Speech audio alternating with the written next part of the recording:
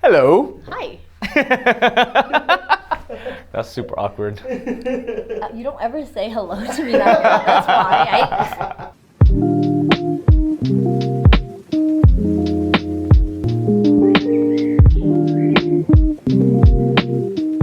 Creating an online business basically means that we were going to have more flexibility as to how we do things.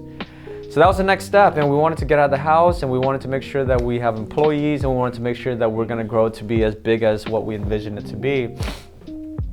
And we were just looking. We drove around all of the Bay Area, the San Francisco Bay Area, to different malls, to different buildings, to all of that, and we finally decided to settle into this little shoebox, okay, yeah.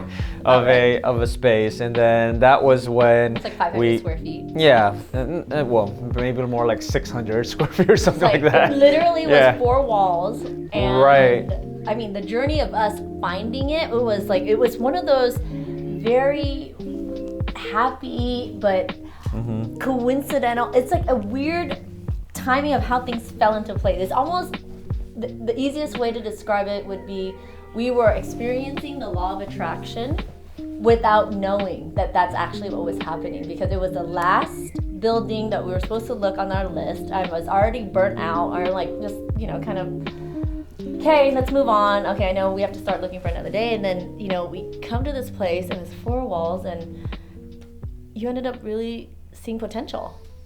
I did. Right? So I saw potential in the building. I saw potential in the space, and everything just kind of fit, right, within what we were looking for. And we decided to settle into that location as a first place. And then, so once we had decorated the place and made sure that was a good working environment, that was when we decided, to say, hey, I think it's about time where your help and my help alone is not good enough. We need someone else on the team.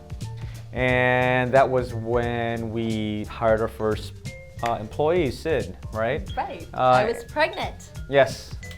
Pregnant. Again.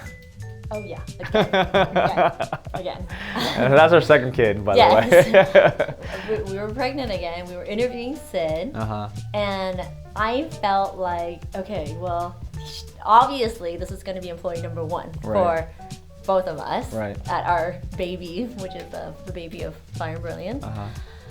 But it was a weird feeling, because I felt like it was a very mutual feeling between us and Sid, because I don't know, I think she just was the right personality to come on board, that we needed to just fit into the mold of us being, first time hiring somebody that we can only hope would care as much as she has shown us through day 1, really.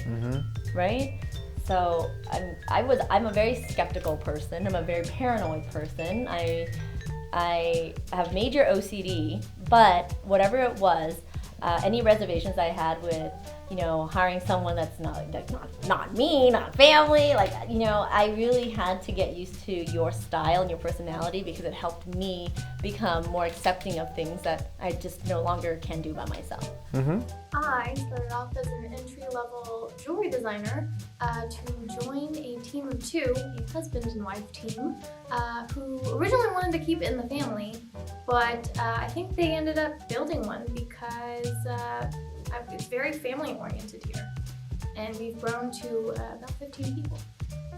Fun fact, rings with item numbers with the 4 letters CD are all created by yours truly.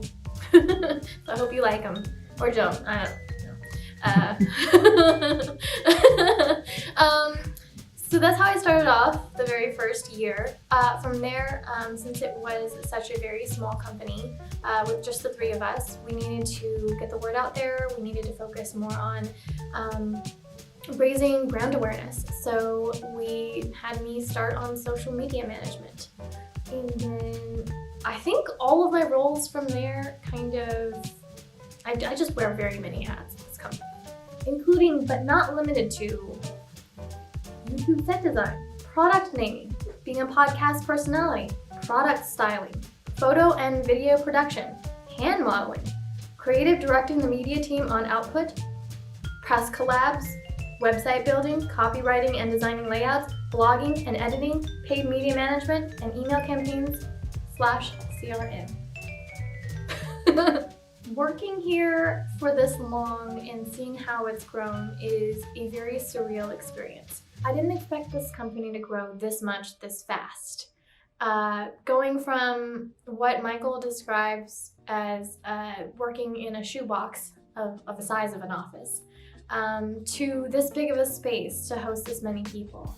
And I remember when I had first started and we were going out to lunch and Linda was driving me to the place separately in her car, we passed by this huge building and Linda turns over to me and she says, "That's what Michael wants for his company.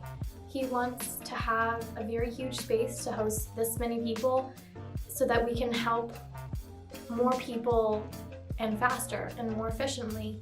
And I think that I did not expect that all to come to fruition this immediate. I said it in passing because I say things like that all the time. Not all the time, but I say it. Little did I know she reminded me later, like, do you remember when you pointed to a building and then fast forward again, we're here.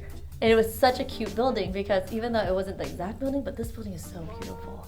Even though our team is still small, still, about 15 people, we pretty much have somewhat of a Chihuahua complex, if you will. We're small, but we have a big bark.